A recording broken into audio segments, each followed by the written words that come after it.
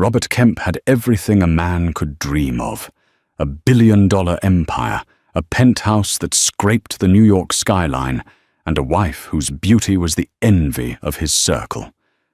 But from his sterile glass office, 30 floors above the city, he watched the storm clouds gather, an ominous mirror to the tempest brewing in his own home. He had become a ghost in his marriage, haunted by ambition and a secret that lived on his phone under a different name. He believed he had all the time in the world to fix it, to choose his wife, Rachel, and their unborn child. But that night, as the rain lashed against the windows and he saw her frail figure collapse on the slick pavement below, he realized time had just run out. He thought the tragedy was the storm, the collapse, the betrayal. He was wrong. The real storm was what she did next. The penthouse felt less like a home and more like a museum exhibit on wealth. It was all clean lines, Italian marble, and floor-to-ceiling windows that offered a god's-eye view of Manhattan. Robert Kemp stood before one of these windows, not admiring the view, but watching his own reflection superimposed over the sprawling city lights. He saw the sharp cut of his Tom Ford suit, the glint of his Patek Philippe watch, and the weary set of his jaw. He was the king of this kingdom, but the crown felt heavier than it ever had. Behind him, Rachel moved through the cavernous living room like a whisper. She used to fill this space with laughter and the scent of the oil paints she loved. Now, her presence was almost apologetic. He heard the soft clink of a ceramic mug on the granite countertop. "Robert, I made some chamomile tea," she said, her voice soft, trying to find a crack in the wall of his focus. "Thanks, Lena," he murmured, his eyes still locked on the phone in his hand. The numbers on the screen represented the final push for the Aperture Tech acquisition, a deal that would cement his legacy, a deal worth more than most small countries. It was all he could think about. She drifted closer, her hand resting tentatively on his arm. He flinched, almost imperceptibly, a reaction born of a guilt so profound it had become a part of his physical wiring. He'd been working late for months. Working was the official term. Isabel Moreau, the brilliant and ruthless head of his European division, was the unofficial one. Their relationship was a transaction of ambition and convenience, a sterile affair that took place in 5-star hotels and private jets.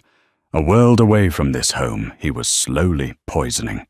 "You seem so far away," Rachel said, her thumb stroking the sleeve of his suit. "Is everything okay with the deal?" "It's the final stretch. High stakes. You know how it is," he said, the excuse tasting like ash in his mouth. He finally turned to her, really looking at her for the first time all evening.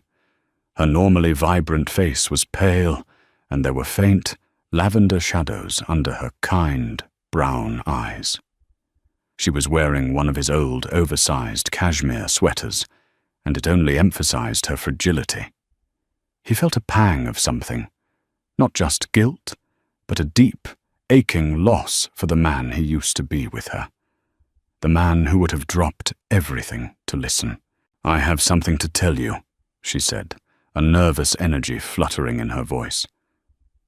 "Something that might help. Ground us again." He forced a smile, pocketing his phone. "I'm all ears." She took a deep breath and led him to the sofa, her hands trembling slightly as she held his. "We've been talking about it for so long, about when the right time would be.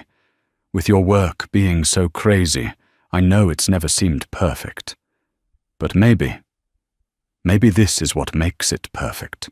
She was rambling, her eyes shining with unshed tears. He felt a knot of dread tighten in his stomach. "What now?" She placed his hand on her flat stomach. The cashmere was soft beneath his palm. "Robert," she whispered, her voice cracking with emotion. "I'm pregnant. We're going to have a baby." The words hit him like a physical blow. A baby, a child, a life that would bind him to this home, to this woman, forever.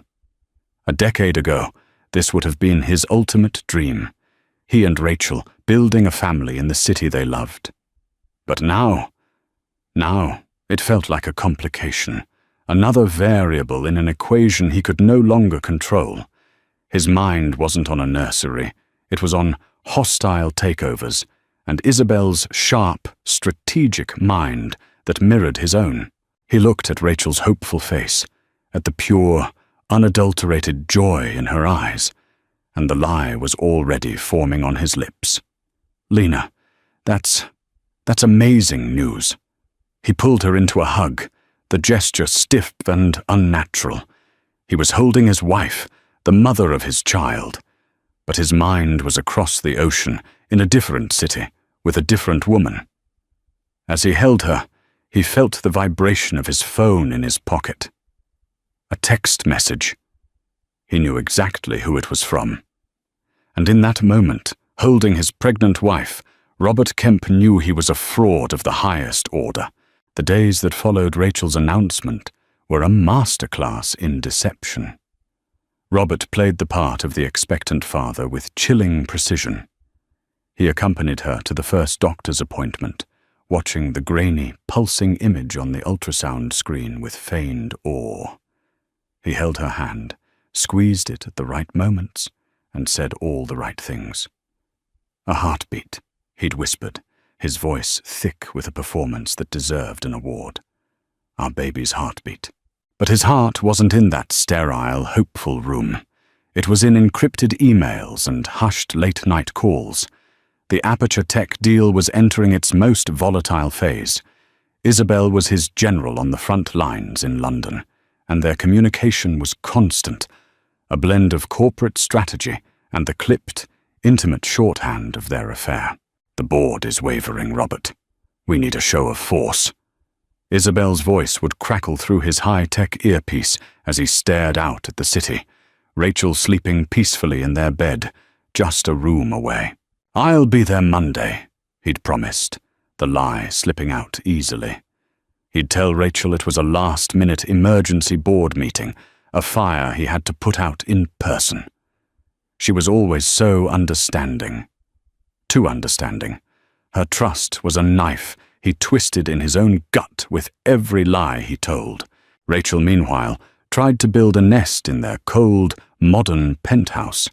She brought home books on parenting, fabric swatches for a nursery, and organic prenatal vitamins that sat accusingly on the kitchen counter.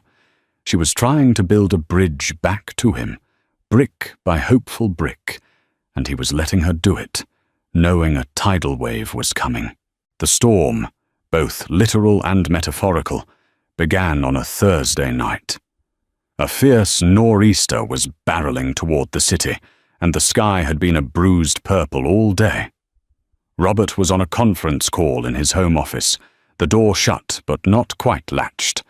It was a tense negotiation with Aperture's primary shareholders, and Isabel was on the line from London, her voice sharp and commanding. "They're trying to leverage the media against us, Robert.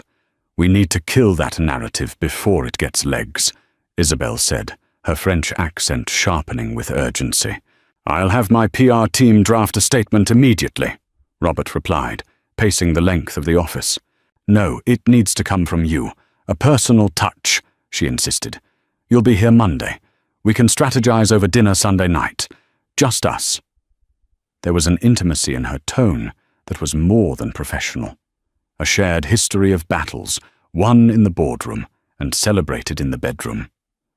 "I miss you," she added, her voice dropping to a near whisper. Meant only for him. He didn't respond to that part, acutely aware of the paper-thin walls of his life. But it was too late. Rachel had been walking past the office, a plate of sliced apples in her hand, a peace offering for his stressful day. She'd heard Isabel's voice, a voice she recognized from company galas and shareholder reports. But it was the tone that made her freeze, the possessiveness, the familiarity. "I miss you." The three simple words landed like stones, shattering the fragile glass of her denial. She pushed the door open slightly. Robert stood with his back to her, silhouetted against the window where lightning was beginning to fork across the sky. He was completely absorbed, a different man from the one who had smiled at the ultrasound. This was the real Robert, the one she had been losing for months. He ended the call and turned, finally noticing her in the doorway. The plate of apples slipped from her numb fingers, shattering on the marble floor. The sound was like a gunshot in the silent apartment.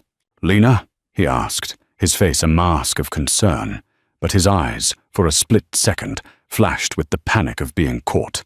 "Who is Isabel Moreau to you, Robert?" she asked, her voice quiet and dangerously steady. It wasn't an accusation. It was a simple, devastating question. "She's my colleague, head of the European division. You know that," he said, taking a step toward her, his hands raised in a placating gesture. "Don't," she warned, holding up a hand. The first tear escaped, tracing a path down her pale cheek. "Don't lie to me." I heard her. The way she spoke to you, the air crackled with a tension that rivaled the storm outside. The first fat drops of rain began to splatter against the windows, like accusations being thrown from the heavens. He could see the dawning, horrific realization in her eyes. The later nights, the sudden trips, the emotional distance, all the scattered pieces were clicking into place for her, forming a picture of betrayal so ugly it stole her breath. "Rachel, it's not what you think," he began, the most pathetic and predictable of all clichés. "Isn't it?" she whispered, her gaze dropping to her stomach, her hand instinctively moving to shield the tiny, innocent life within. "Or is it exactly what I think? The shattered plate on the floor was a prelude. The real explosion came next. Rachel's quiet devastation erupted into a storm of grief and rage that had been brewing for months. All this time," she choked out, her voice raw. "All those late nights you were closing a deal. All those trips to put out fires. Was she the fire, Robert? Was our marriage the thing you were trying to escape?" Robert felt the walls of his carefully constructed world crumbling around him. Every lie, every evasion was being laid bare under the harsh light of her pain. "Rachel, it's complicated. The business—" "Don't you dare hide behind your business!" she shrieked, the sound foreign and terrifying coming from her. "This isn't about business. This is about us. This is about you looking me in the eye at our first ultrasound and telling me you loved me while you were sleeping with another woman." The rain was a torrential downpour now, hammering against the windows in furious, percussive blasts. The wind howled, a symphony for their marital collapse. "It wasn't like that," he insisted, his voice rising. It was a mistake. A symptom of the pressure I've been under." "A mistake?" she repeated, a hollow, bitter laugh escaping her lips. "A mistake is forgetting to pick up milk. A mistake is not setting the alarm. This is a choice. You chose to betray me. You chose to betray our child before it's even born." Her words were daggers, each one finding its mark. He wanted to reach for her, to hold her, to somehow absorb her pain, but he knew he was the source of it. He was the poison. His phone buzzed on the desk. A text. Then another. It was Isabel. "The shareholders are calling an emergency virtual meeting, midnight London time. You need to be on this call, Robert. This is it." Midnight in London was 7 p.m. in New York.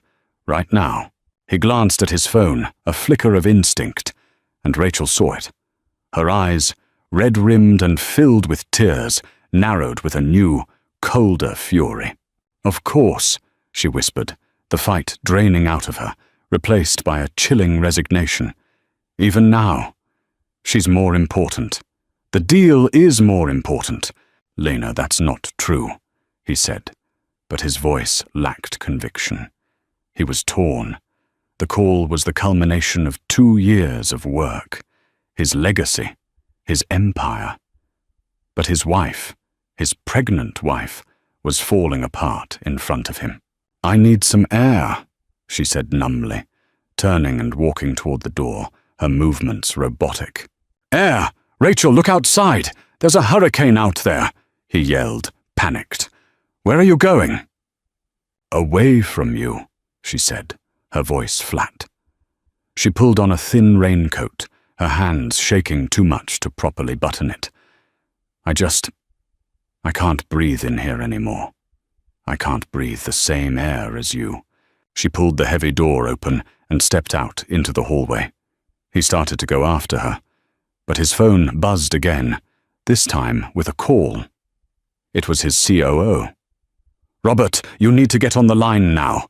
They're threatening to walk." He was frozen in a moment of impossible choice. His entire professional life on one line, his entire personal life walking out the door. In a moment of catastrophic misjudgment, driven by the adrenaline of the deal, he chose the call. "I'll just stabilize this. Then I'll go after her," he told himself. "She'll just go down to the lobby and cool off." He answered the call, his voice a strained, false calm. "I'm here. Let's handle this." He walked back to the window of his office as he talked, his words about market caps and shareholder value a meaningless drone in his ears. He scanned the street below, searching for her. And then he saw her. Rachel hadn't gone to the lobby. She had walked out onto the street, into the full fury of the storm. The wind whipped her raincoat around her, and the rain plastered her hair to her face. She looked small and lost, a solitary figure in the chaos of the weather. She took a few unsteady steps, then swayed. From 30 floors up, it was like watching a silent movie. He saw her hand go to her stomach. He saw her knees buckle. He saw her collapse onto the wet, glistening pavement. A fallen leaf in a raging river. "No," he breathed into the phone. The voices of the shareholders faded into a dull roar. The billion-dollar deal vanished. The only thing in the world was the image of his wife, his pregnant wife, lying motionless in the middle of a storm he had created. He dropped the phone. It clattered to the floor, the voices still chattering from the speaker. He didn't hear them. He was already running, his heart pounding a frantic, terrifying rhythm against his ribs. He had made his choice. And it was the wrong one. The elevator ride down felt like an eternity. Robert jabbed the lobby button repeatedly, his mind a maelstrom of panic and regret.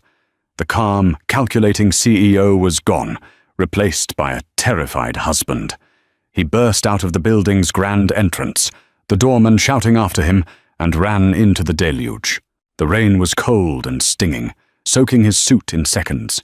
He saw her immediately, a small heap on the dark, rain-slicked asphalt. A taxi swerved violently to avoid her. "Rachel!" he screamed, his voice swallowed by the wind. He reached her side, dropping to his knees on the pavement. Her face was terrifyingly pale, her eyes closed. He felt for a pulse in her neck, his fingers clumsy and shaking. It was there, faint, but there. "Somebody help!" he roared at the indifferent city. "Call 911. He gently cradled her head, trying to shield her from the worst of the rain with his own body. "Lena, I'm so sorry," he whispered, the words a useless, pathetic mantra. "Please wake up. Please be okay." The wail of a siren cut through the storm's howl. Paramedics were there within minutes, their movements efficient and urgent. They loaded Rachel onto a stretcher, her face stark white against the red canvas. Robert tried to climb into the ambulance with her, but a paramedic held him back. "Sir, we need room to work. Follow us to Lenox Hill Hospital." The ambulance doors slammed shut, and it sped away, its lights painting streaks of red and white on the wet streets. Robert was left standing alone in the storm, dripping and broken. For the first time, he felt the true weight of his actions. This wasn't a negotiation he could win or a problem he could throw money at. This was a consequence, real and terrifying. At the hospital, the minutes bled into hours. He sat in a sterile, beige waiting room, the smell of antiseptic burning his nostrils. He had called her emergency contact, her best friend Clara, who arrived looking like a storm cloud herself, her eyes shooting daggers of pure hatred at him. "What did you do to her?" Clara demanded, her voice low and venomous. Robert started, but no words came. What could he say? I broke her heart and she collapsed from the stress. I prioritized a business deal over my pregnant wife. Finally, a doctor appeared. "Mr. Vance?" Robert shot to his feet. "Is she okay? Is the baby okay?" "Your wife is stable," the doctor said, his expression grim. "She suffered from a vasovagal syncope episode, a sudden drop in heart rate and blood pressure, likely brought on by extreme emotional distress. It caused her to faint. We're keeping her overnight for observation. The baby's heartbeat is stable for now, but this was a significant shock to her system. She needs to avoid all forms of stress." The doctor's gaze was pointed, leaving no doubt who he considered the primary source of that stress. The relief that washed over Robert was so immense his legs nearly gave out. But it was short-lived, replaced by a new wave of dread. Rachel was awake. She was asking to see Clara, not him. He waited another hour before Clara emerged, her face softened slightly with pity. "She'll see you now. Be gentle, Robert. For God's sake, just be gentle." He walked into the private room on trembling legs. Rachel was sitting up in bed, looking impossibly small against the white pillows. An IV was taped to her hand. She looked exhausted, fragile, but as he met her gaze, he saw something new in her eyes. The hurt was still there, but it was overshadowed by a calm, unbreakable resolve. The fire of her anger had burned out, leaving behind something harder, like tempered steel. "Lena, he started, his voice thick with unshed tears. "I'm so sorry. I can't tell you how sorry I am." She held up a hand, stopping him. Her voice, when she spoke, was quiet, devoid of the emotion from before. It was that very lack of emotion that terrified him. "I've had a lot of time to think, lying here," she said, her eyes fixed on a point on the wall just past his shoulder. "About us. About this baby." "We can fix this," he pleaded, taking a step closer. "I'll cancel the trip. I'll sell the company. I don't care. I'll do anything." "No, you won't," she said simply. "Because this isn't about one deal or one trip, Robert. It's about who you are. Your ambition is a hunger that will never be full. I thought I could be enough. I thought this baby would be enough. But we'll always just be an inconvenient distraction from your real love." "That's not true." She finally looked at him, and the coldness in her eyes chilled him to the bone. This was her stunning move. It wasn't a scream, it wasn't a demand, it was a declaration. "It's over, Robert," she said. The words were delivered without malice, as a simple statement of fact. "I'm not going to fight you. I'm not going to scream anymore. I'm just done. I'm filing for divorce." He stared at her, speechless. He had expected tears, ultimatums, a chance to bargain. He had not expected this quiet, final severance. "I will not raise my child in a house filled with lies and ghosts," she continued, her hand resting on her stomach. "This baby deserves a mother who isn't waiting by the window for a husband who will never truly come home. So you can have your empire. You can have your deal. You can have Isabel. I am taking my child, and I am building a life, a real one, somewhere else." She had taken the biggest crisis of their lives, the moment of her greatest vulnerability, and found in it a strength he had never seen. She wasn't a victim collapsing in the storm.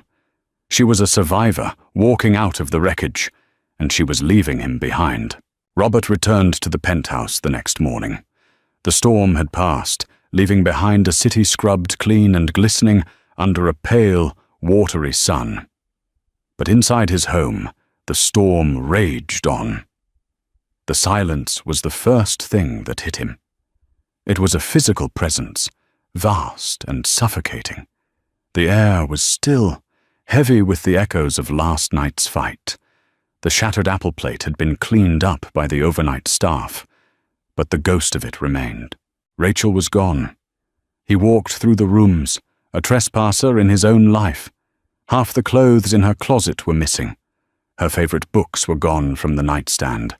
The small wooden easel she kept in the corner of the living room, which she hadn't used in years but refused to part with, was gone. The only thing she'd left behind was a single, framed photo on his bedside table. A picture of them from their honeymoon in Italy, young and ridiculously happy, their faces lit by the Tuscan sun. It was a cruel reminder of the man he'd once been. His phone, which he'd retrieved from his office, buzzed with notifications, emails of congratulations, texts from his board. The Aperture Tech deal had closed in the early hours of the morning. His gambit had paid off. He was now, by all metrics, more powerful and successful than ever. The deal of a lifetime was done. He stared at the email from his COO, the subject line in all caps.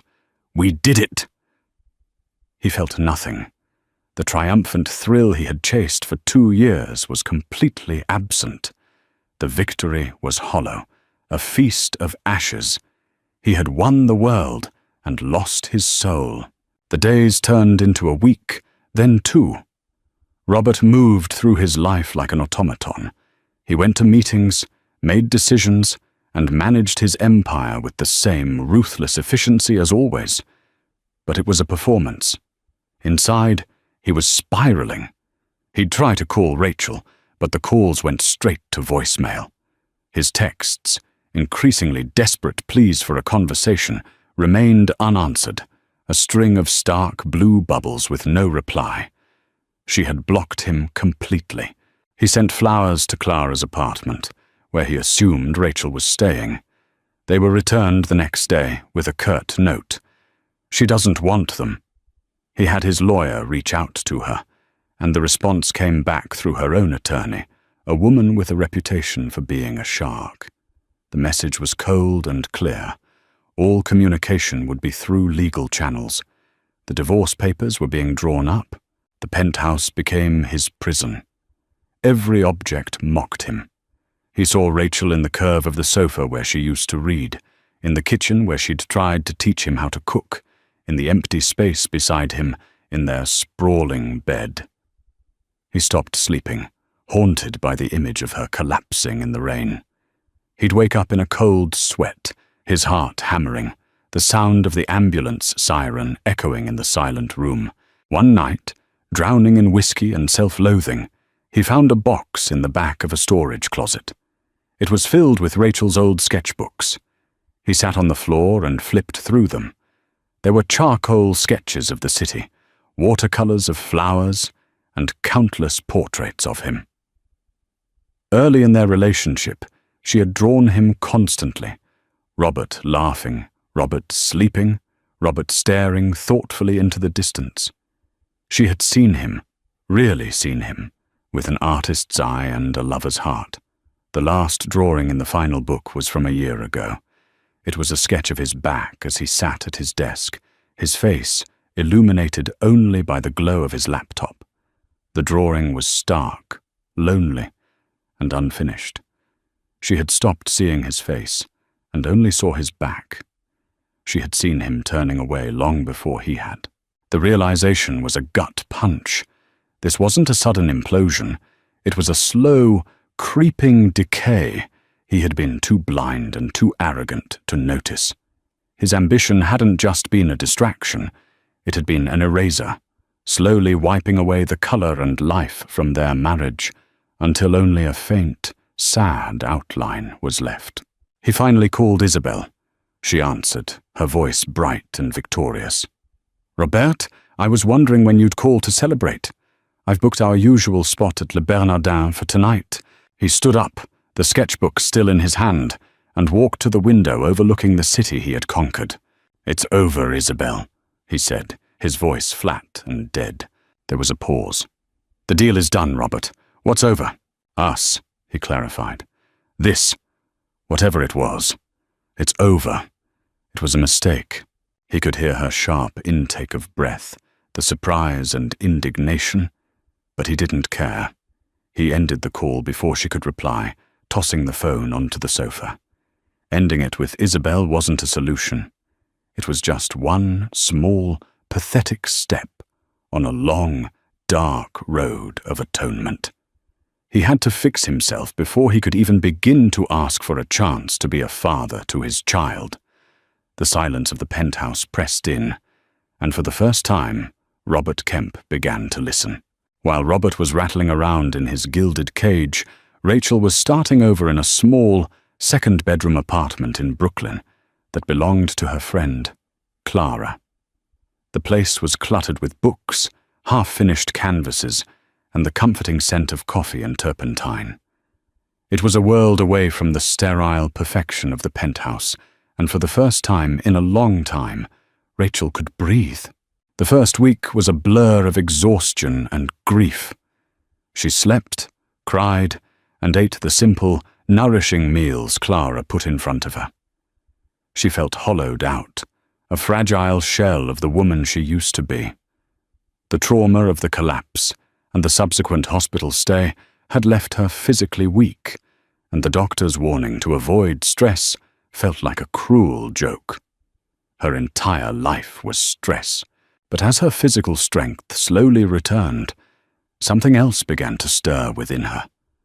A flicker of the old Rachel, the artist, the woman who existed before she became Mrs. Robert Kemp.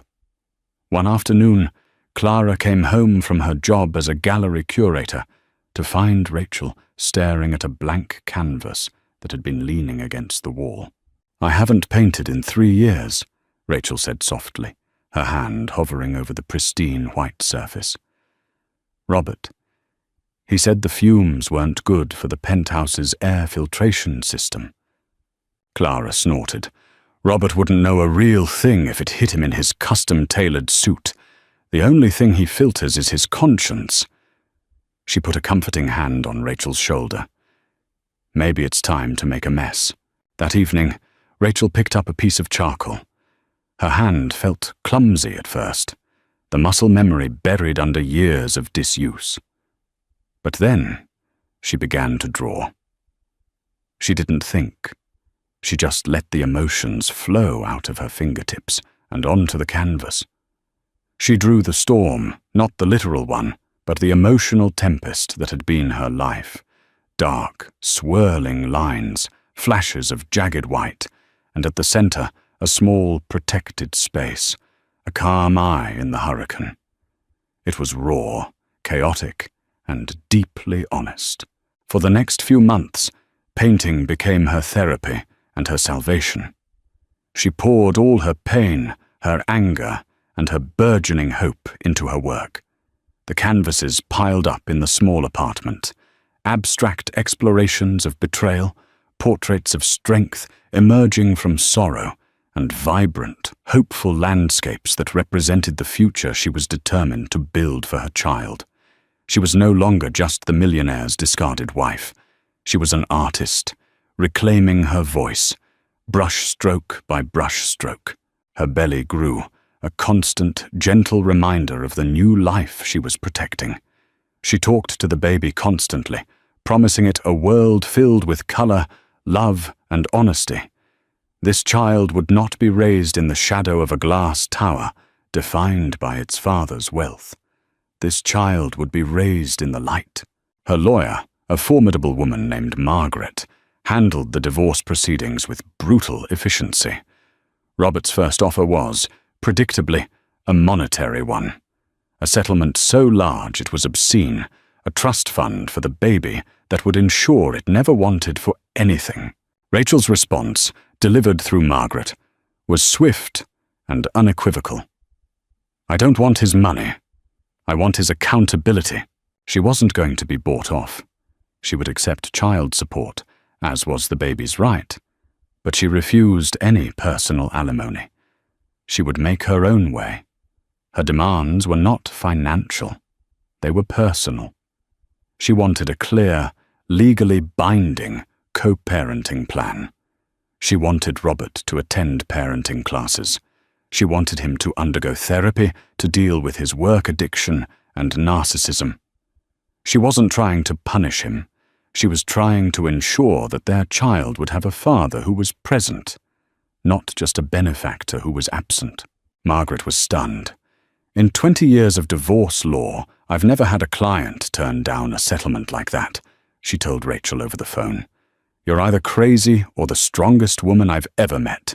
"I'm a mother," Rachel replied simply. "My child's well-being is not for sale." Her strength wasn't loud or aggressive.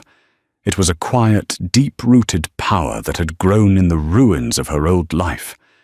She was building a new foundation, not with marble and steel, but with paint, courage, and a fierce, protective love for the baby growing inside her. She was terrified, yes, but for the first time in years, she felt truly, authentically alive.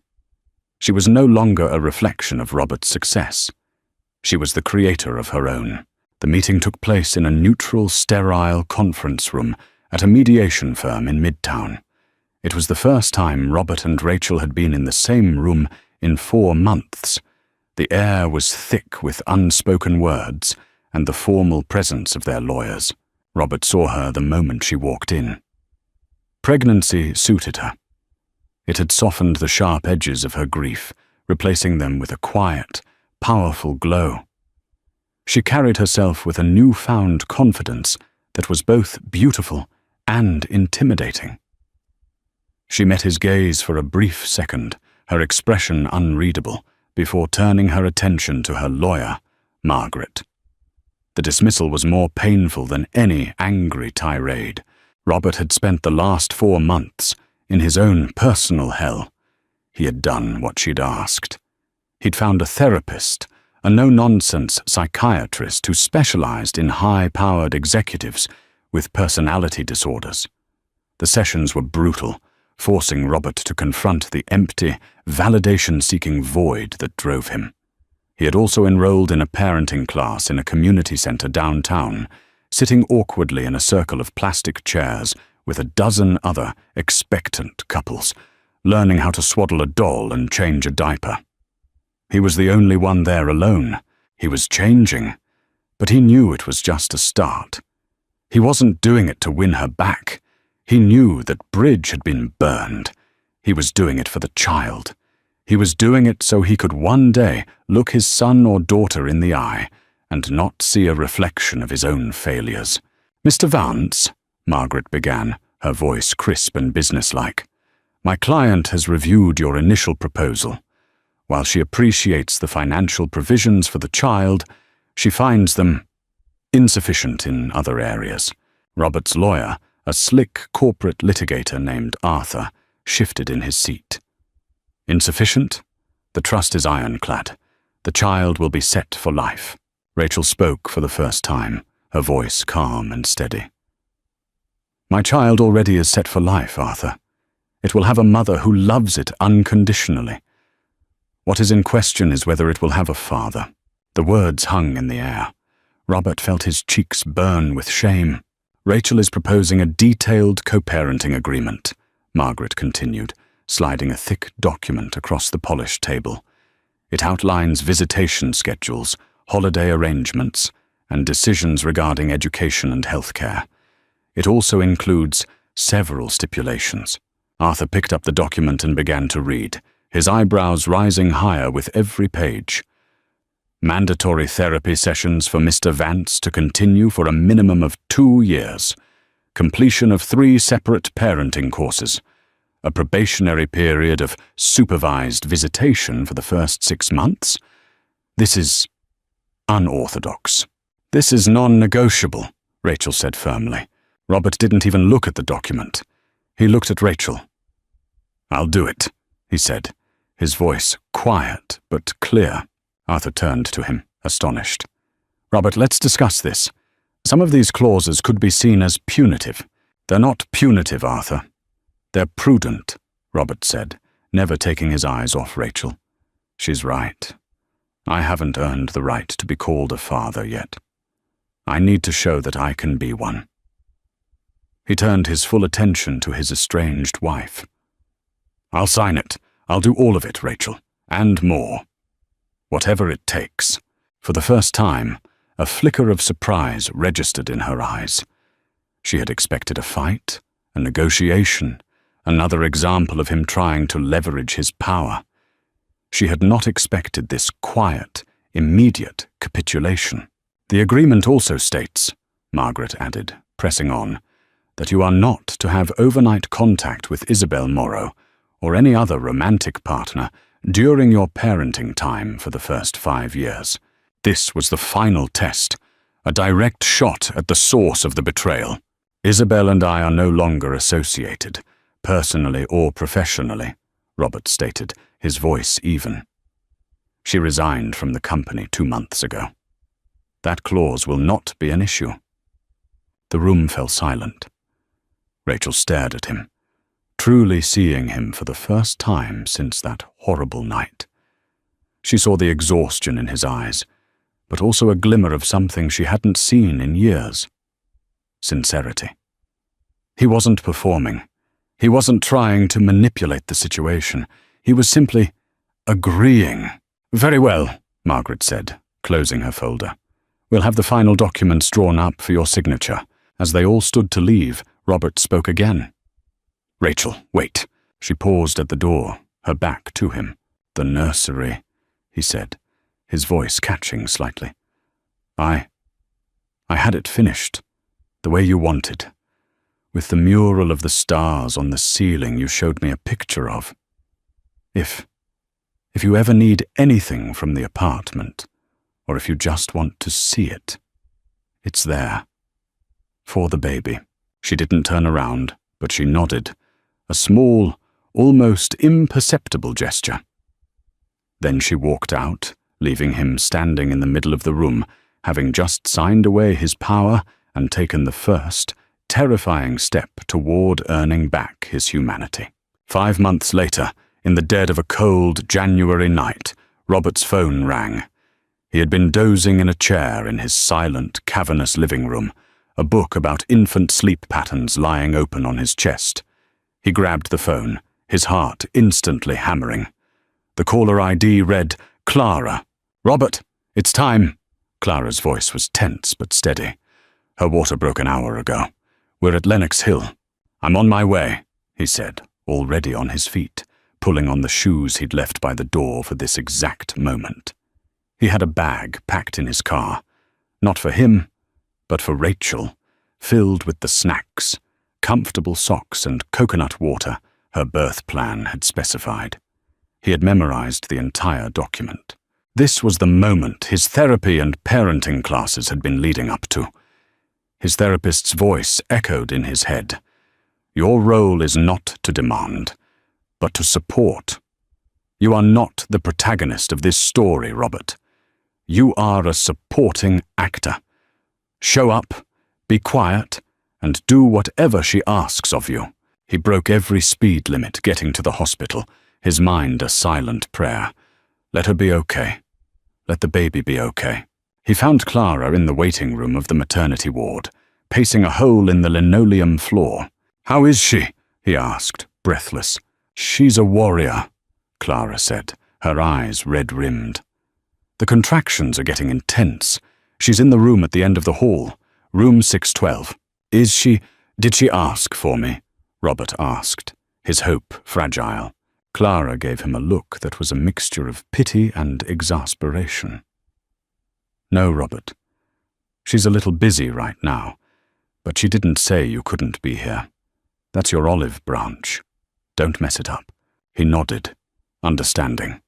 He walked to the end of the hall and stood outside room 612.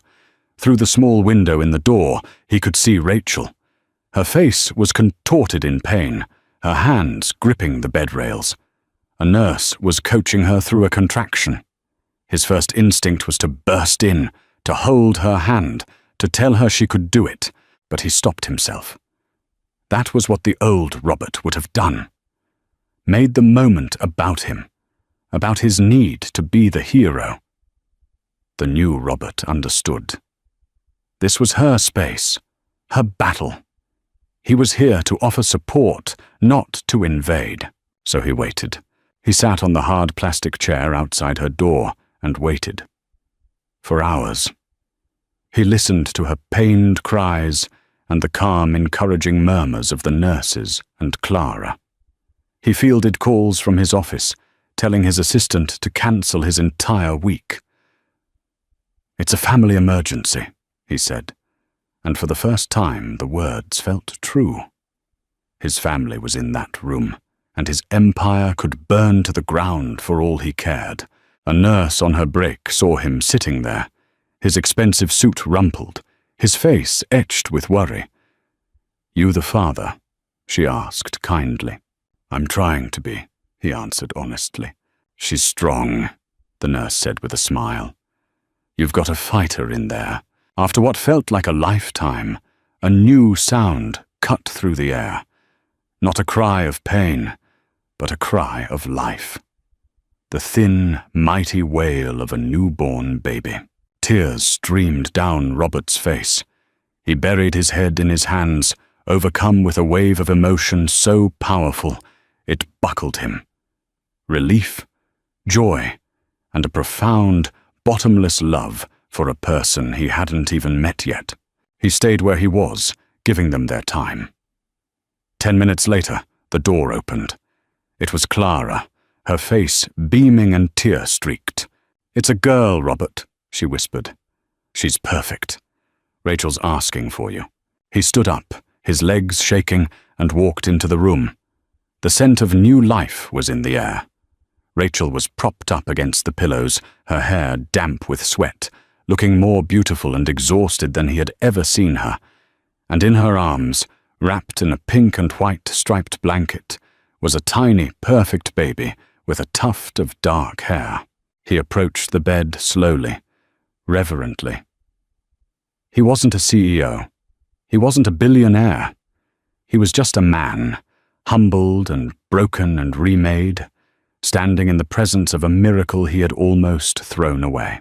The hospital room felt like a sacred space. The chaotic energy of labor had been replaced by a deep, peaceful quiet, punctuated only by the soft, snuffly sounds of the baby.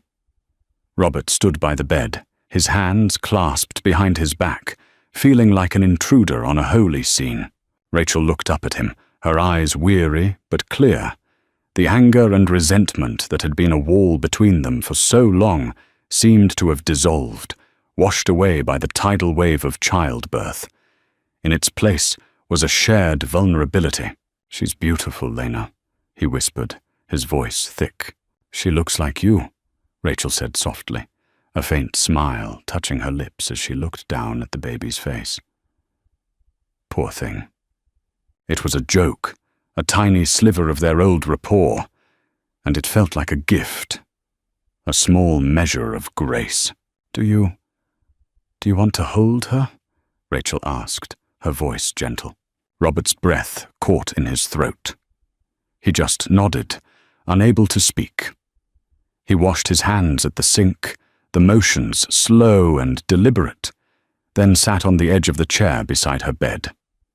Rachel carefully, expertly, transferred the warm, precious bundle into his arms. The baby was so light, so impossibly small. She squirmed and made a little noise, her tiny, wrinkled face bunching up. Her eyes were closed, her eyelashes fine as silk. Robert stared at her, completely mesmerized. This was his daughter, a real, living, breathing piece of his heart, now existing outside of his body. He felt the weight of his failures, the selfishness of his ambition, the cruelty of his betrayal, all crashing down on him. But as he looked at this perfect, innocent life, he also felt a powerful, cleansing wave of purpose. This was his chance to atone, not with words or money, but with a lifetime of devotion. Have you thought of a name?" he asked, his gaze never leaving his daughter's face. "I was thinking, Lily," Rachel said, "for new beginnings, for purity." "Lily," Robert repeated. "Lily Vance. It's perfect." He looked up at Rachel, his eyes swimming with tears. "Thank you, Rachel, for this gift. For not shutting me out completely." "She deserves a father," Rachel said, her voice tired but firm. "Whether you deserve to be one is up to you to prove from this moment on." There was no magical forgiveness in her words, no promise of a reconciled future. It was a statement of fact, a challenge, and it was a challenge he was ready to spend the rest of his life meeting. He spent the next hour just holding Lily, studying every detail of her face, letting her tiny fingers curl around his thumb. He and Rachel didn't talk much. They didn't need to. They were no longer husband and wife, but they were now linked in the most profound way possible. They were parents, co-creators of this new life. When a nurse came in to check on Rachel, Robert carefully handed Lily back to her mother. As he stood up to leave, to give them space, he paused. "I meant what I said, Lena," he said quietly, "about doing whatever it takes. I know I broke our life, but I will not fail this one. I will not fail her." Rachel simply nodded, her eyes on the beautiful baby in her arms. He walked out of the hospital into the crisp, pre-dawn air. The sky was beginning to lighten in the east, painting the city in shades of soft pink and grey. The world felt new. The old Robert Kemp had died in that silent, lonely penthouse. The man who walked out of the hospital was someone different. He was Lily's father, and that was a title he was determined to earn. 2 years passed. Life did not snap back into a fairy tale. There was no grand romantic reunion. Instead, something quieter, more realistic, and ultimately more profound took root. A partnership. Robert kept his word. He was a constant, steady presence in Lily's life. He finished his parenting courses. He never missed a therapy session. He adhered to every clause of their co-parenting agreement with a devotion that surprised even his own lawyer. He learned to be a father not in grand gestures, but in the small, everyday moments. He mastered the art of the diaper change, learned to distinguish the hungry cry from the tired cry, and could recite every word to Lily's favorite bedtime story, Good Night Moon.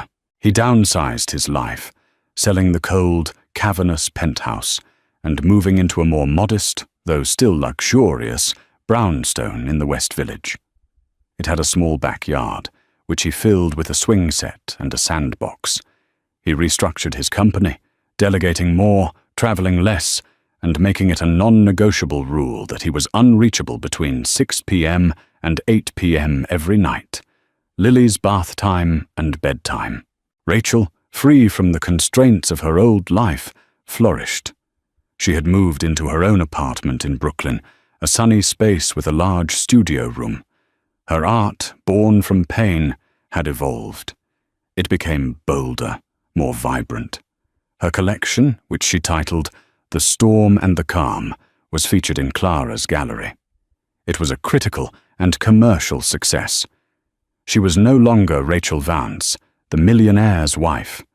She was Rachel Hayes, an artist whose work spoke of resilience and rebirth. They co-parented with a quiet respect and efficiency that sometimes felt more like a business arrangement. But it was one built on a foundation of trust that Robert was painstakingly rebuilding. Their handoffs in a park halfway between their homes were polite, focused on Lily's schedule, her latest word, or a funny face she had learned to make. One bright, crisp Saturday afternoon in autumn, they met at that park. Lily, now a bubbly toddler with her father's intense eyes and her mother's warm smile, was taking her first truly confident steps. She toddled on unsteady legs across the grass, a look of fierce concentration on her face. Robert and Rachel sat on a bench, a comfortable distance between them, watching her. "Her daycare teacher says she's the most determined child in the class," Rachel said, a proud smile on her face. "When she wants something, she doesn't give up." "She gets that from her mother," Robert said, his gaze soft as he watched his daughter. He meant it. He had once mistaken Rachel's kindness for weakness. He now knew it was the bedrock of a strength he could only dream of possessing. Rachel looked at him, a genuine, unguarded warmth in her eyes. "She gets it from both of us."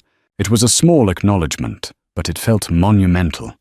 A recognition that they were a team, that Lily was a perfect fusion of their best parts. Lily, having successfully navigated a treacherous patch of grass, stopped and looked back. She saw both her parents watching her. She grinned, a wide, toothy grin, and then, for the first time, she walked a straight line, right from the spot where she stood, across the space that separated them. She walked away from her mother and straight into the waiting, open arms of her father. Robert lifted her up, burying his face in her soft curls, his heart swelling with a love so pure and powerful it almost hurt. He looked over at Rachel, who was watching them, her face illuminated by the afternoon sun. Their old love story was over. The book closed forever. But as they sat there, two separate people bound by a shared love for their child, it felt like they were just beginning to write a new one. It wasn't a story of romance, but one of redemption, respect, and the quiet, enduring grace of a second chance. The canvas of their future was different than they had ever imagined, but it was, in its own way, beautiful. Robert and Rachel's journey shows us that sometimes the greatest tragedies can lead to the most profound transformations. Their story is a powerful reminder that it's never too late to change, and that true strength isn't about never falling, but about how we choose to get back up and rebuild. What did you think of Rachel's decision to leave and build her own life? Could you forgive Robert? Let us know your thoughts in the comments below. If this story touched your heart, please like this video, share it with someone who might need to hear it, and subscribe for more powerful, true-to-life stories that explore the depths of the human heart. The air in Ethelgard's restaurant was so thick with money, you could almost taste it, a metallic tang of old wealth and new ambition. For the woman known as Kate, it tasted like ash. Every night she navigated this world of quiet opulence, a ghost in a crisp black uniform, her face a mask of polite indifference. But tonight was different. Tonight, the man who had torn her world apart, the man who had stolen her future and broken her family, sat at table 7. Dominic Armitage, the billionaire CEO. He didn't recognize her. To him, she was just part of the furniture, a nameless waitress to be ignored and soon to be mocked in a language he believed was his secret shield. He was about to learn that some secrets don't stay buried, and some ghosts know how to speak back. The rhythmic clinking of silverware against porcelain was the soundtrack to Katrina Petrova's Purgatory. Here, within the velvet-draped walls of Ethelgard's Manhattan's temple of gastronomic excess, she was not Katrina. She was Kate, a name as plain and functional as the starched apron tied tightly around her waist. The name was a shield, a drab cloak to hide the brilliant, wounded woman beneath. 5 years. It had been 5 years since her name was spoken with respect in boardrooms. 5 years since the world had been full of promise. Back then, Katrina Petrova was a name synonymous with innovation. A graduate of MIT at 20, with a dual master's in chemical engineering and sustainable energy, she was the architect of Project Helios, a revolutionary technology for green hydrogen production that promised to change the world. Her father, Dr. Alistair Petrova, a celebrated academic, had poured his life savings and reputation into their small startup. They were on the verge of securing final stage funding. Their data was irrefutable. Their prototype, a resounding success. And then Dominic Armitage had entered their lives. He was charming, persuasive, a rising star at a major energy conglomerate. He spoke of partnership, of scaling their vision globally. He brought lawyers with contracts that shimmered with promises.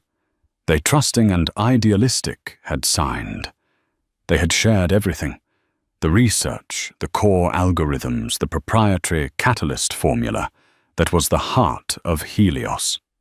2 months later, the partnership was dissolved through a brutal loophole in the contract's fine print. Armitage, using their own data filed for competing patents under his corporation Armitage Global.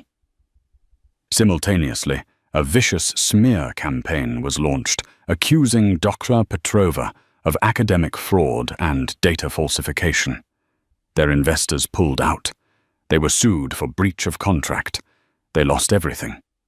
The stress shattered her father's health, leaving him a broken man. And the Petrova name became a curse. Katrina, facing a mountain of legal threats and with her own reputation in tatters, had vanished. She'd drifted working menial jobs under assumed names. The fire in her eyes banked to a low, simmering ember. She ended up in New York, the very city where Armitage now reigned as a titan of industry. Working at Ethelgard's was a special kind of self-flagellation. It was a place he frequented, a place where she could watch her tormentor study him and wait. She didn't know for what, exactly. An opportunity, a slip-up, or perhaps just a nightly reminder of what she was fighting to reclaim.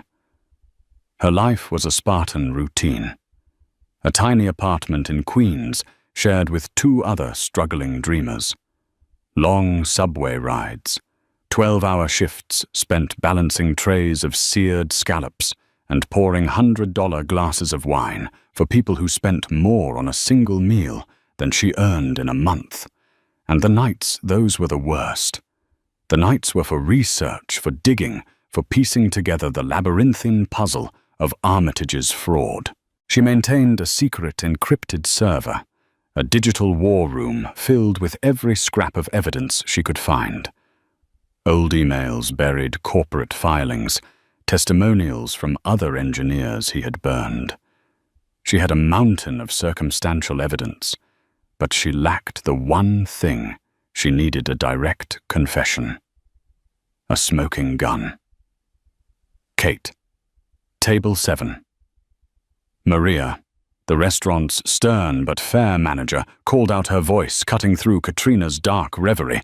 "It's Mr. Armitage. Be sharp. He's a big tipper, but has zero patience." Katrina's heart hammered against her ribs, a frantic bird trapped in a cage of her own making. She smoothed her apron, her hands trembling slightly before she clenched them into fists. Control. Precision. "You are invisible." She repeated the mantra that had gotten her through countless nights like this. She picked up the leather-bound menus, her face settling into the serene, empty mask of Kate, the waitress. As she approached the table, the force of his presence hit her like a physical blow. Dominic Armitage was exactly as she remembered, only more so. His suit was a custom-tailored armor of dark silk. His watch, a discreetly brilliant Patek Philippe that probably cost more than her college education.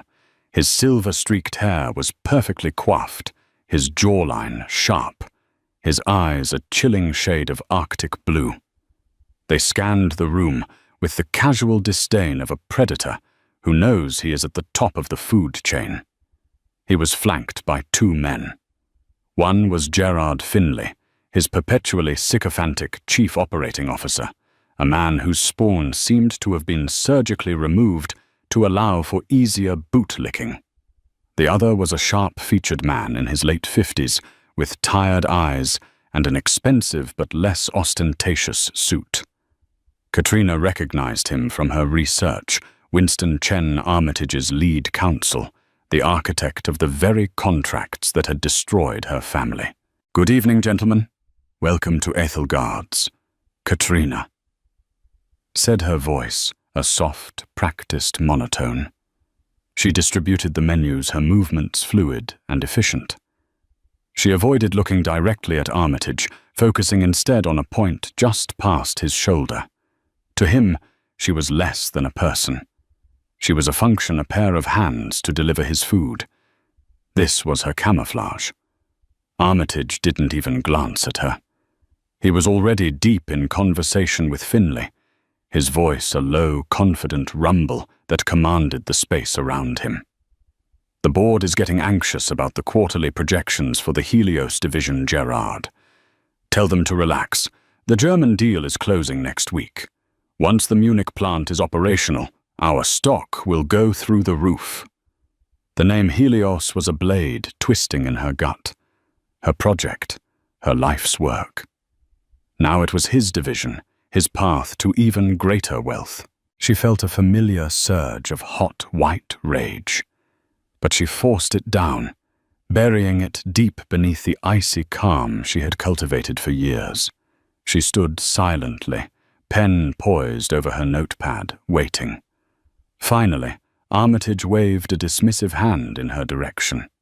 "We'll start with a bottle of the 82 Petrus." He didn't ask. He commanded. "An excellent choice, sir," Katrina murmured, retreating from the table. As she walked toward the wine cellar, the weight of her deception and the burning injustice of it all settled heavily on her shoulders. He was sitting there, celebrating the success of his theft, while she was serving him wine. The irony was so thick, so suffocating, she could barely breathe. But the night was young, and Katrina knew something Armitage didn't. A predator is never more vulnerable than when he believes he is completely safe. The 1982 Petrus was housed in the climate-controlled sanctum of Ethelgard's wine cellar, a bottle that cost the equivalent of 6 months of Katrina's rent. Handling it felt like holding a bomb. Her hands were steady as she performed the ritual of presentation, and uncorking her movements honed by months of practice. She poured a small amount for Armitage to taste. He swirled the deep crimson liquid in his glass, inhaled its bouquet with the air of a connoisseur, and gave a curt, satisfied nod without making eye contact. As she filled the glasses for Finley and Chen, she remained within the bubble of their conversation, an unnoticed satellite. They spoke of mergers, of hostile takeovers, of stock prices and leveraged buyouts.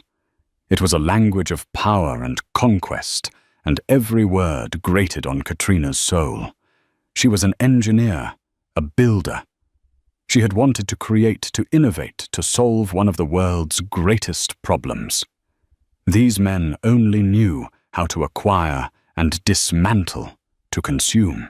The final safety audits from the German regulators came through. "Finley," said his voice oozing with admiration for his boss. They were impressed, Dominic, utterly blown away by the efficiency of the trivalent chromium catalyst. They said they've never seen yield so high. Katrina froze for a microsecond, her hand hovering over Winston Chen's glass. The trivalent chromium catalyst. That was the secret sauce. Her unique, groundbreaking formulation, the result of 1,000 sleepless nights in the lab, a detail so specific and proprietary, it had never been published, never been shared with anyone outside her immediate team. And Dominic Armitage, hearing it spoken so casually from the mouth of his lackey, felt like a physical violation. She completed the pour without a tremor, placing the bottle on the table with a soft click. She took their dinner orders. Wagyu steak for Armitage, and Finlay a simple sea bass for the lawyer, who looked as though he had a perpetual case of indigestion. As she turned to leave, Armitage glanced at her for the first time. His Arctic blue eyes swept over her, not with recognition but with cold, analytical appraisal. He took in her simple, functional black dress, the slight fraying at the collar. She hadn't noticed that morning, the faint shadow of exhaustion under her eyes. It was the look a man gives an object he is about to discard. He then turned to Finlay, and believing himself to be perfectly insulated by the bubble of linguistic privilege, he switched to German. Sieh sie dir an, Gerard. He began, his German crisp and arrogant. Look at her, Gerard. Katrina's blood ran cold. German. Her mother was from Munich. Katrina had spent every summer of her childhood there with her Oma and Opa. She was not just fluent. She was native. German was the language of her lullabies, of her first fairy tales of her heart. To hear it used as a weapon against her was a profound shock. Finlay, whose German was clearly less polished, chuckled obsequiously. Ja, Chef. Was ist mit ihr, yes, boss? What about her? Armitage took a slow sip of his wine, his eyes still following Katrina as she walked away. Nichts weiter als ein müdes Klischee.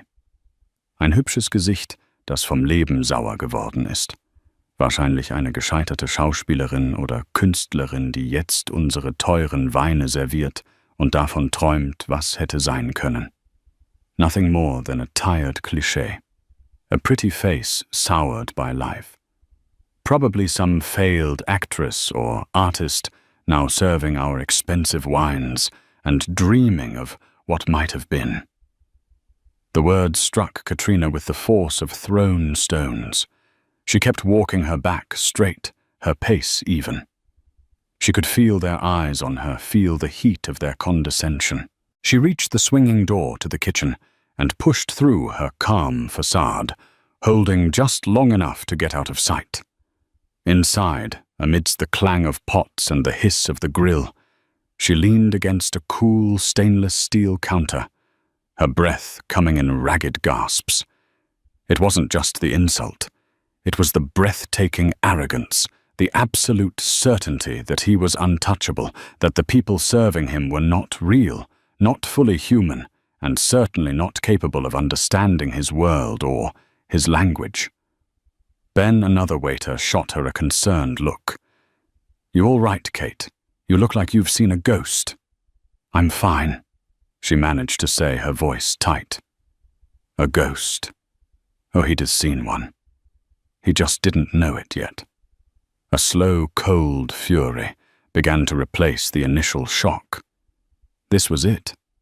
This was the moment of hubris she had been waiting for, though she had never imagined it would be like this. He had not only insulted her, but he had opened a door. He had invited her into his private world, assuming she couldn't understand the language spoken there. He had handed her the perfect weapon. Her mind raced years of planning and patience, coalescing into a single sharp point of action. Her phone was in her locker. In her bag was a small, high-fidelity digital recorder, a habit she'd picked up, always hoping to catch something. But she didn't need it yet. First, she needed to let him get comfortable. She needed more than just a personal insult. She needed him to talk about Helios. She needed him to confess to his crimes in the language he thought was his shield. She took a deep, steadying breath, straightened her apron, and recomposed her features into the placid mask of Kate. She picked up the tray with their appetizers. When she walked back into the dining room, she was no longer just a waitress. She was a hunter, and her prey had just walked carelessly into her snare. She placed the appetizers on the table, her movements deliberate and graceful. Genießen Sie Ihre Vorspeisen. Meine Herren, she said softly, her American accent perfectly masking her fluency. "Enjoy your appetizers, gentlemen." Finlay gave a slight start of surprise, but Armitage merely grunted, already dismissing her again.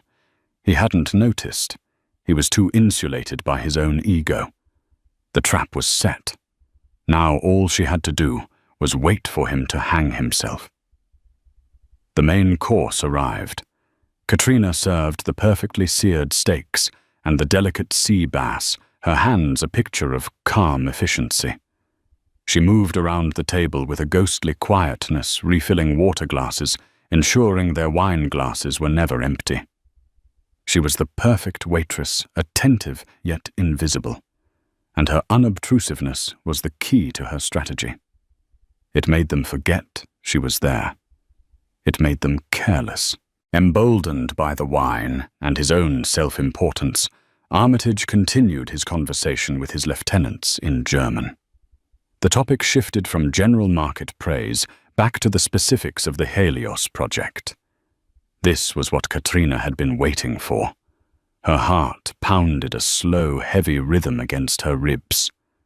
Der wahre Geniestreich war nicht die Technologie selbst, Armitage boasted, leaning back in his chair and swirling his wine.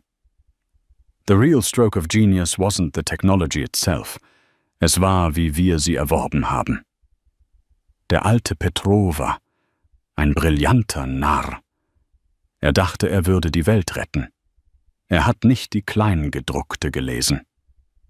It was how we acquired it. Old man Petrova, a brilliant fool, he thought he was saving the world. He didn't read the fine print. Winston Chen, the lawyer, shifted uncomfortably. "Dominic, vielleicht sollten wir das nicht hier besprechen." He murmured, his gaze flicking nervously towards Katrina. "Dominic. Perhaps we shouldn't discuss this here." Armitage scoffed, waving a dismissive hand. "Entspann dich, Winston." Die Kellnerin. Sie versteht kaum Englisch, geschweige denn das Deutsch eines gebildeten Mannes.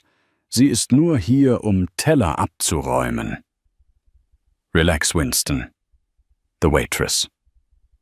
She barely understands English, let alone a cultured man's German. She's just here to clear plates. The raw contempt in his voice was a fresh wound, but beneath the pain, a cold fire was building in Katrina's veins. He was walking right into it. "Keep talking, Dominic. Keep digging your own grave." Gerard Finlay, ever the sycophant, chimed in. Hat recht. Petrova und seine Tochter waren so naiv. Sie haben uns praktisch den Schlüssel zum Königreich überreicht. He's right. Petrova and his daughter were so naive. They practically handed us the keys to the kingdom. The mention of her name, her real name, spoken by these men in this context, felt like a desecration. Katrina fought to keep her expression neutral, focusing on refolding a napkin with meticulous care at a nearby empty table, positioning herself just within earshot. Armitage laughed a low, cruel sound. Die Tochter war die eigentliche Gefahr. Katrina. Scharf zu scharf für ihr eigenes Wohl. Ich habe ihre Akte gesehen. Sie ist nach dem Skandal vom Erdboden verschwunden. Wahrscheinlich arbeitet sie jetzt in irgendeinem drittklassigen Labor und mischt Chemikalien für Mindestlohn. Eine Schande, was für eine Verschwendung. The daughter was the real danger. Katrina. Sharp too sharp for her own good. I saw her file. She disappeared off the face of the earth after the scandal. Probably working in some third-rate lab, now mixing chemicals for minimum wage. A shame, what a waste. Every word was a hammer blow, dismantling the wall she had built around her emotions. But with the pain came clarity. He remembered her. He knew she was the real mind behind it, and he saw her as a threat he had successfully neutralized. He was gloating over her perceived destruction. Now came the critical moment. She needed more than admissions of shrewd business and personal insults. She needed something concrete, something that could be used. Chen, still looking uneasy, pushed his Seebass around his plate. Die Ethik des Ganzen. Es lässt mich manchmal nachts nicht schlafen. Die Klausel 27, die wir benutzt haben. Sie war legal, aber kaum gerecht. The ethics of it all. It keeps me up at night sometimes. Clause 27, the one we used. It was legal, but hardly fair. Ethik ist ein Luxus, den sich die Verlierer leisten. Winston Armitage retorted coldly. Ethics are a luxury for losers, Winston. He then leaned forward, his voice dropping to a conspiratorial whisper, a whisper that Katrina strained to hear. This was the moment. She subtly moved closer, pretending to inspect a wine stain on the carpet. Der einzige heikle Punkt, der noch übrig ist der ursprüngliche Server-Backbone, die Rohdaten von Petrova. Unser IT-Team hat es bereinigt, aber die Kernverschlüsselung war elegant. Wir mussten sie umgehen. Aber die Originaldateien sind in einem digitalen Tresor archiviert, nur für den Fall, dass wir sie zur Abwehr zukünftiger Patentanfechtungen benötigen. The only tricky part left is the original server backbone, Petrova's raw data. Our IT team scrubbed it, but the core encryption was elegant. We had to bypass it. But the original files are archived in a digital vault, just in case we ever need them to fight off future patent challenges. Finley leaned in, intrigued. Ist das sicher? Is that secure? Armitage smirked. Sicherer als Fort Knox. Der Zugriff erfordert einen Zwei-Faktor-Schlüssel, mein biometrischer Scan und ein alphanumerisches Passwort. Ein kleines Andenken an die Quelle meines Erfolgs. Safer than Fort Knox. Access requires a two-factor key, my biometric scan, and an alphanumeric password. A little memento to the source of my success. He took another long swallow of wine, his ego now completely in control. Das Passwort ist Helios Tochter 1998. Eine kleine Ironie, nicht wahr? The password is Helios Daughter 1998. A little irony, don't you think? Katrina felt the world tilt on its axis.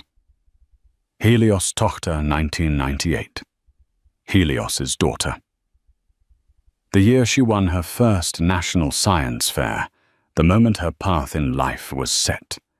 It was a detail so personal, so specific, so utterly cruel, that it could only have been chosen by a man who took pleasure in the absolute nature of his victory. He hadn't just stolen her work. He had turned a cherished memory into the key that locked it away from her forever. This was it. This was more than a smoking gun. This was the key to the entire armory. She had to get it on tape. She stood up straight, her composure a mask of steel. She walked towards their table. Is everything to your satisfaction, gentlemen? Can I get you anything else before dessert? She asked in her bland Kate voice. Nein, das ist alles. Danke, Armitage grunted, waving her away again. No, that will be all, thank you. As she cleared their main course plates, her mind was a whirlwind of calculations. She needed to get to her locker, get the recorder, and get them to repeat it. But how creating a scene was too risky. She needed a reason to return a moment of distraction. She carried the heavy plates back to the kitchen, her mind racing. The plan was forming audacious and terrifying. She would not expose him tomorrow. She would not leak it to the press next week. She would do it right here, right now, in his gilded cage, where his power felt most absolute. She had been a ghost for 5 years. It was time for a resurrection. Back in the kitchen's chaotic sanctuary, Katrina's hands moved with practiced speed, but her mind was miles away, constructing and deconstructing her plan. A direct confrontation was too simple. He would deny everything, use his power to crush her on the spot. She needed irrefutable proof, and she needed an audience. Her eyes landed on a bottle of Grand Marnier used for the crêpes Suzette, a dessert often prepared tableside. It was perfect. A little bit of theatre. A reason to linger. She quickly walked to the employee lockers in the back, her heart a frantic drum against her ribs. She fumbled with the lock, her fingers suddenly clumsy. Inside her worn backpack, beneath a textbook on advanced particle physics, she read on the subway was the small pen-sized digital recorder. She clicked it on the tiny red light blinking to life and slipped it discreetly into the breast pocket of her apron, hidden by a fold of fabric. She took a deep breath, composing herself. The mask of Kate was gone. When she walked back out there, she would be Katrina Petrova. She picked up the dessert menus and a small notepad. Returning to table 7, she felt a profound shift in the atmosphere. The wine had been flowing, and Armitage's arrogance had ripened into full-blown condescension. He and Finlay were now laughing about a rival company's recent failure. "Excuse me, gentlemen," Katrina said, her voice still quiet, but now laced with a new steely resonance. "Would you care for dessert or coffee?" Armitage didn't look at her, instead addressing the menu. "We'll have the crêpes Suzette, and bring a bottle of Chateau d'Yquem." "An excellent choice," Katrina said. "It will be prepared for you." Tableside. This was her stage. She returned with a cart laden with all the necessary equipment: a silver pan, a burner, oranges, sugar butter, and the bottle of Grand Marnier. The other diners at nearby tables watched with mild interest the preparation of the dessert, a small bit of dinner theatre. As she meticulously began the process, melting the butter, adding the sugar, squeezing the fresh orange juice, she kept her ears trained on their conversation. But they had switched back to English, discussing the stock market. She needed to prompt them. She needed the German. She needed the password on tape. As she prepared to flambe the sauce, she paused. With the long match in her hand, she looked directly at Dominic Armitage, truly meeting his eyes for the first time all night. For a split second, a flicker of confusion crossed his face. He was seeing a person now, not a function. She spoke, her voice low and clear, in flawless academic German. "Verzeihen Sie, Herr Armitage. Ich habe vorhin mitgehört. Es klang, als würden Sie über Datenverschlüsselung sprechen. Es ist ein faszinierendes Gebiet." "Pardon me, Mr. Armitage. I happened to overhear you earlier. It sounded like you were discussing data encryption. It's a fascinating field. The effect was instantaneous and seismic."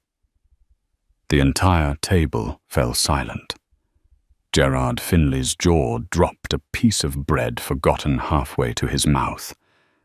Winston Chen's face went pale, his eyes wide with dawning horror. But it was Armitage's reaction that was most profound. The smug, amused mask fell away, replaced by a look of utter disbelieving shock. He stared at her, as if she had just sprouted wings. Was haben Sie gesagt?" He stammered, his arrogance momentarily shattered. What did you say?" Katrina continued, her voice gaining strength and precision with every word. She struck the match, and with a flourish touched it to the pan. A brilliant blue and orange flame erupted, illuminating her face, which was now set like granite. "Ich sagte, es ist faszinierend," she repeated, her voice cutting through the silence of the now attentive dining room. "Besonders die Art von Arroganz, die einen Mann dazu bringt, das Passwort zu seinem größten Verbrechen in Hörweite von Fremden zu prahlen. Es ist fast schon poetisch in seiner Dummheit. I said it's fascinating, especially the kind of arrogance that leads a man to boast the password to his greatest crime within earshot of strangers. It's almost poetic in its stupidity. Armitage was on his feet now, his face a thunderous mask of rage. Wer zum Teufel sind Sie? Who the hell are you? Katrina calmly finished preparing the dessert. Folding the crepes into the flaming sauce, the firelight danced in her eyes, which burned with a cold, righteous fury that had been suppressed for 5 long years. She looked up at him, the full force of her identity, her history, and her pain in her gaze. 5 Jahre lang haben Sie sich das wahrscheinlich nie gefragt.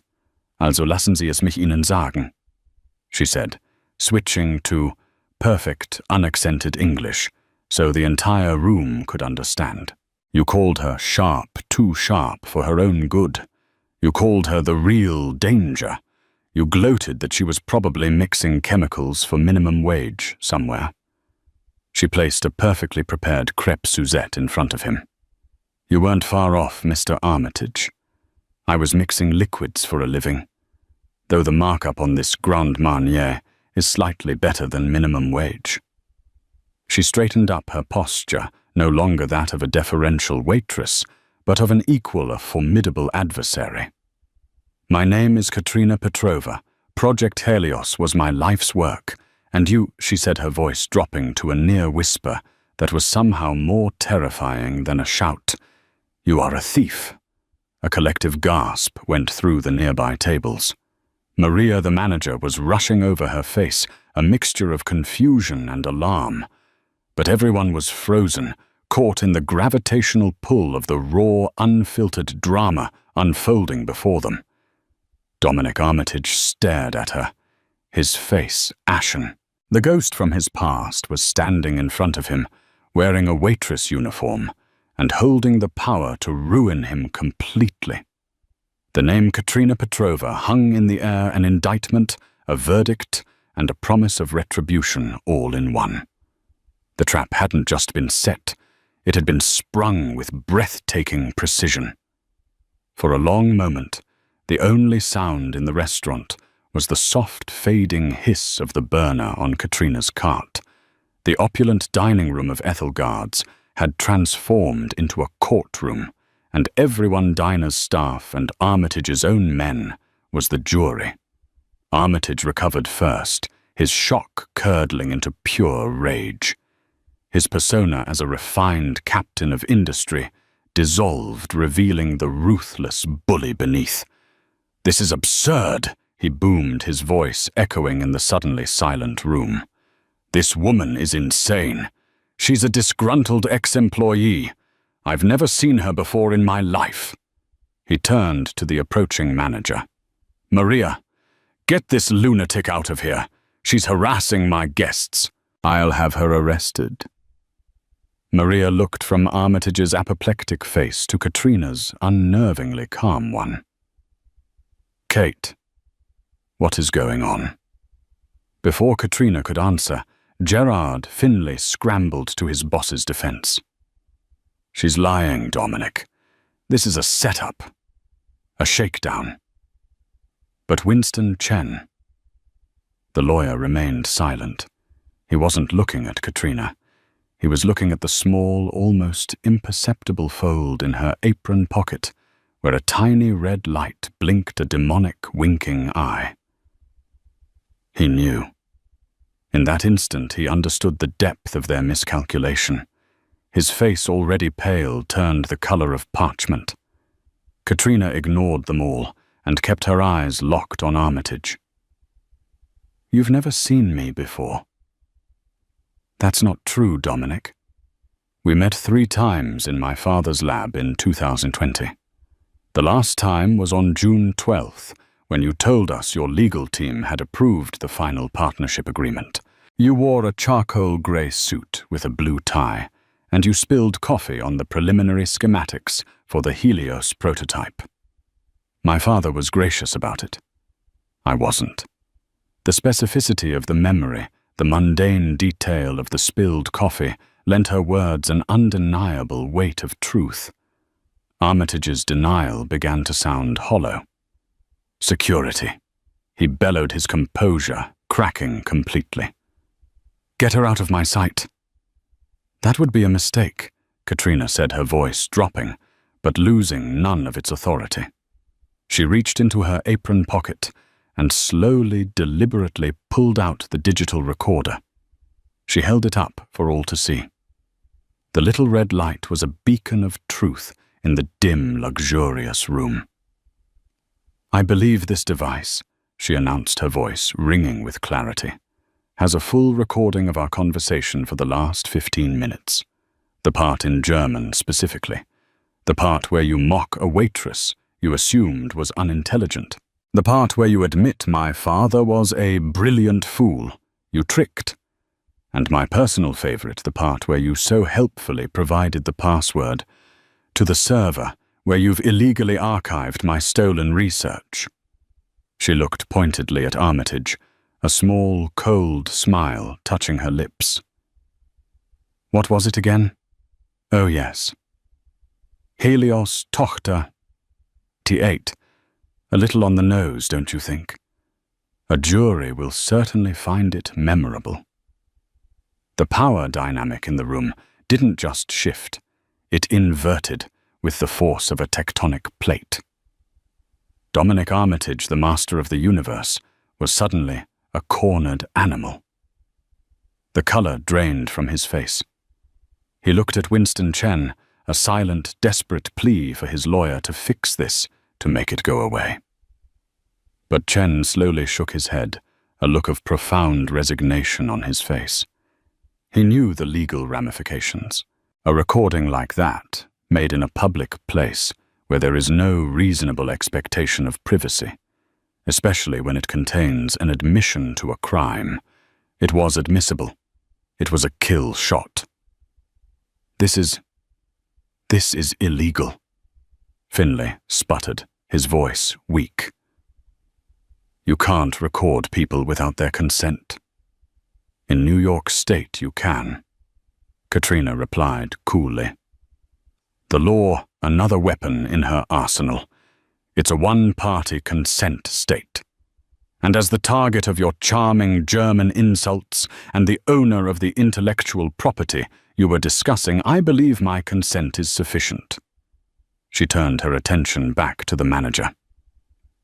Maria, I apologize for this scene.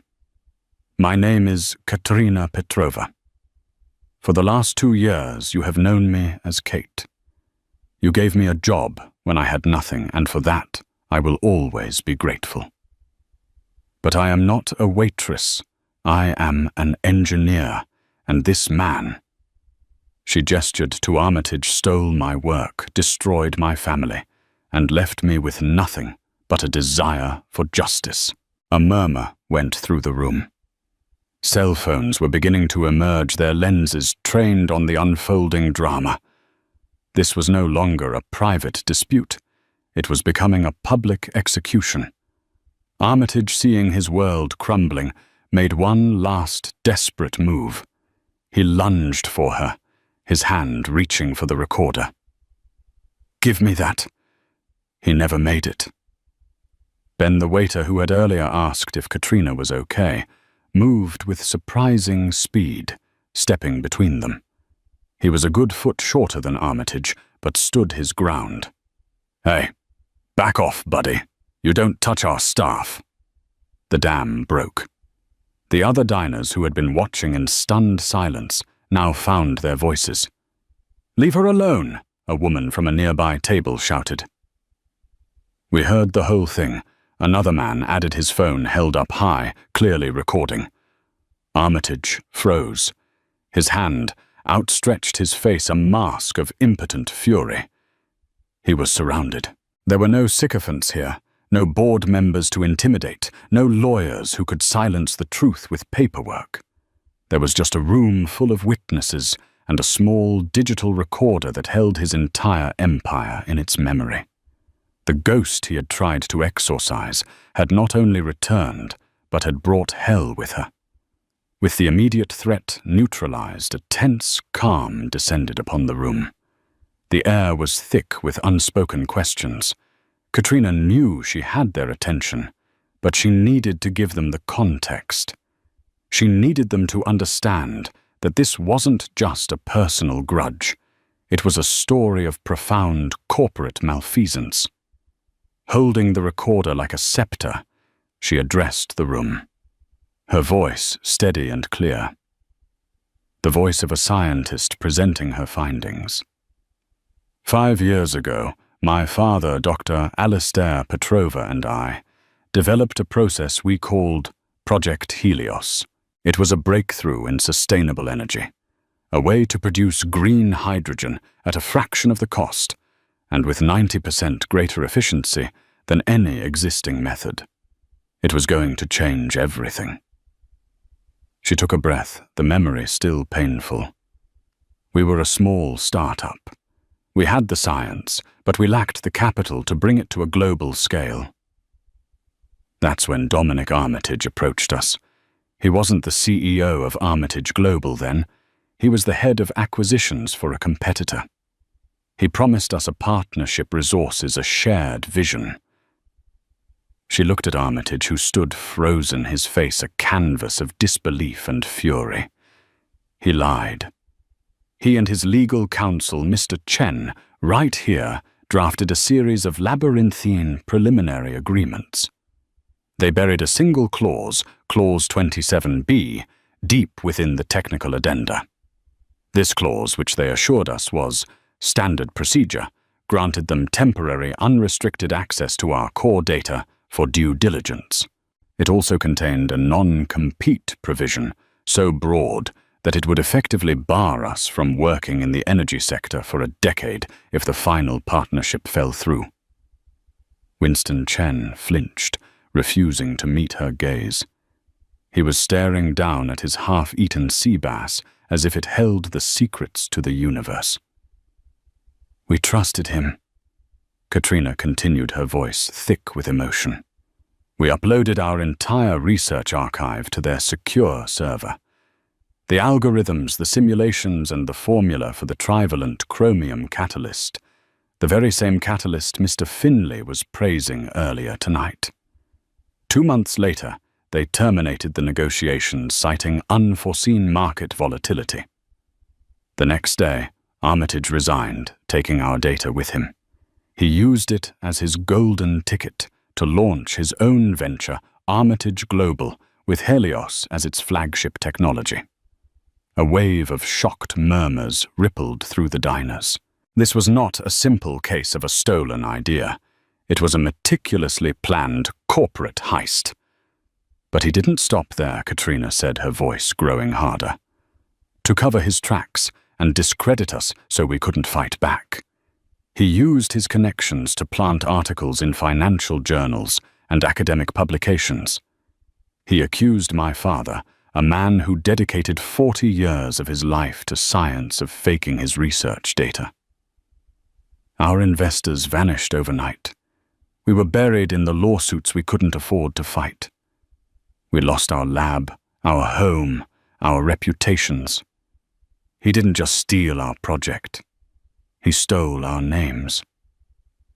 She paused, letting the weight of her words sink in. My father's health collapsed under the strain. I had to disappear. I had to become Kate, a nobody, a ghost. I've spent the last 5 years surviving.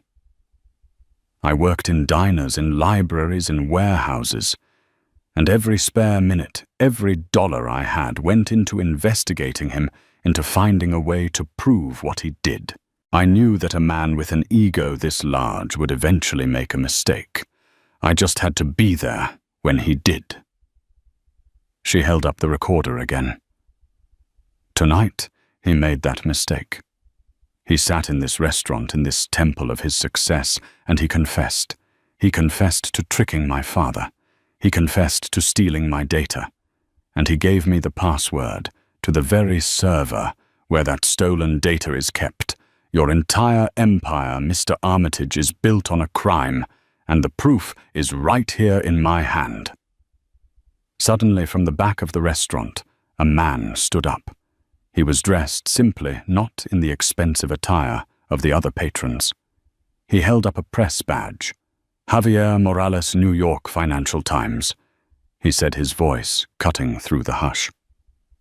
"Miss Petrova, I've been investigating Armitage Global for 2 years. I've hit brick walls at every turn. Is what you're saying the truth?"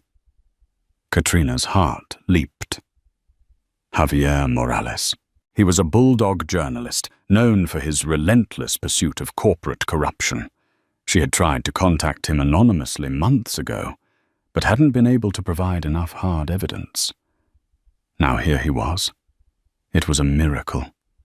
Every word of it, Katrina confirmed. She looked at the recorder in her hand, and then at Morales. "And I believe I have the evidence you've been looking for." The flash of a phone camera went off, then another. The story was no longer contained within the walls of Ethel Guards. It was loose. It was about to go global. Dominic Armitage looked around the room, at the recording phones, at the journalist, at the stony faces of the other diners. He saw his reflection in the polished silver of Katrina's dessert cart, the image of a powerful man brought low by a ghost in a waitress uniform. The gilded cage had become a pillory, and his reign was over. The flash of the first camera phone was like a lightning strike, and the ensuing chaos was the thunder. In the moments after Javier Morales identified himself, the hushed, rarefied air of Ethel Guards was shattered. The spell of decorum was broken, replaced by the raw, hungry energy of a story breaking wide open. Diners were no longer passive observers. They were citizen journalists, their phones held high, capturing the downfall of a titan in real time. Dominic Armitage, who had commanded rooms with a mere glance, now seemed to shrink. He was a king, suddenly naked in his own court, his power an illusion that had just been dispelled. Maria, the manager, showing a strength Katrina had never suspected, stood firmly between her and Armitage, ordering other staff to form a protective circle. "Nobody touches my staff," she repeated, her voice a low, fierce command. The police arrived, not with the swagger of authority, but with the cautious tread of men walking into a situation far more complex than a simple disturbance. They were met not with a hysterical woman, but with the calm, collected Katrina Petrova, who was already giving a concise preliminary statement to a scribbling Javier Morales. Armitage, blustering about lawyers and lawsuits, was met with the cold professional request to calm down, sir. Being escorted out of his favorite restaurant, past the gawking faces of his peers and the flashing cameras of the newly arrived paparazzi, was the first of many humiliations. Katrina's journey did not end at the restaurant door.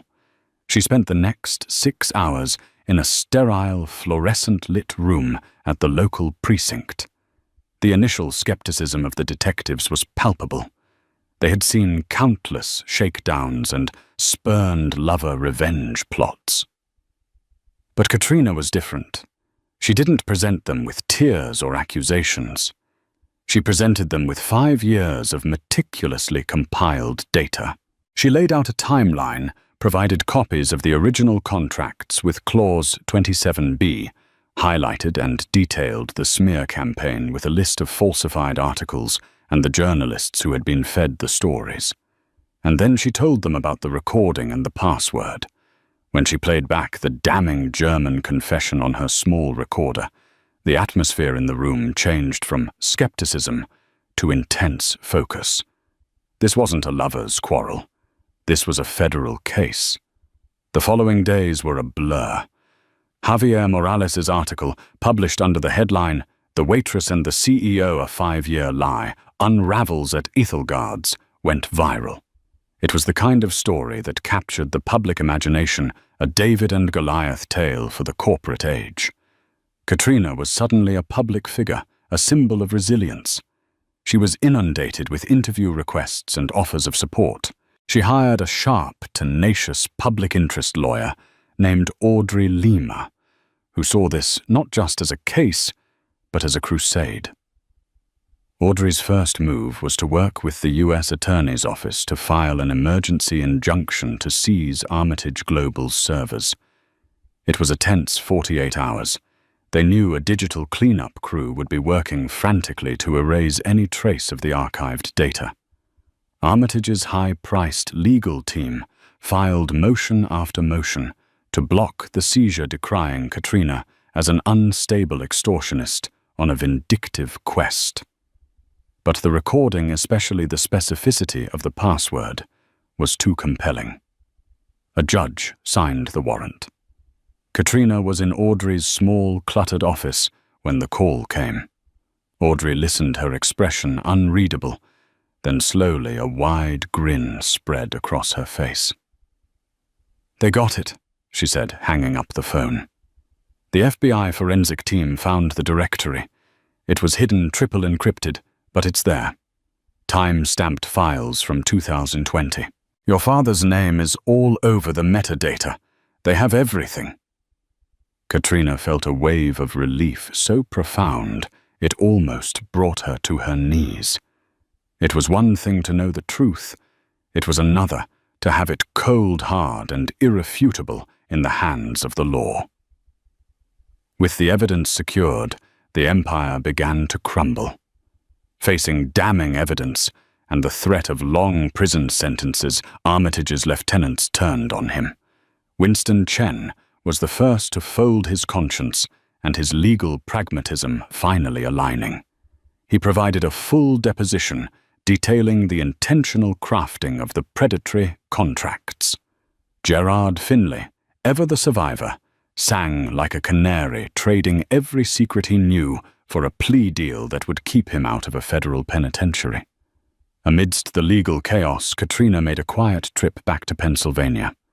Her father, Alistair Petrova, was alive, but the battle had taken its toll.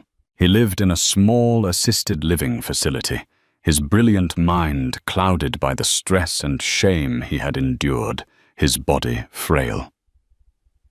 Katrina walked into his room and found him staring out the window. She sat beside him and placed a copy of the New York Financial Times on his lap. He looked down at the headline, "The Petrova Principle, How a Stolen Innovation is Shaking Wall Street."